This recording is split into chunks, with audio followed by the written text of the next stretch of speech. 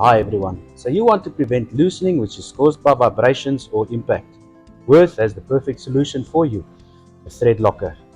Because it has a DOS system, it has 3 different dose settings and can be used with one hand. This liquid plastic compound cures in the absence of air. What this means is that once the air is squashed out of this product, it will cure completely. It has a temperature range of minus 55 degrees to 150 degrees Celsius and is also food safe. Always ensure to clean the threads you are going to apply this product to properly, and I recommend some brake cleaner for that and blue paper towel as well.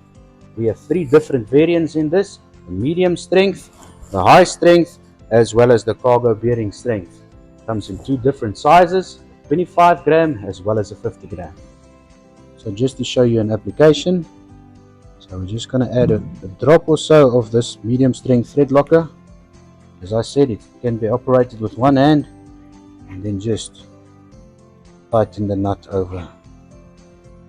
As you can see now, the air is squashed out and it's in between the thread now, and now it will clear.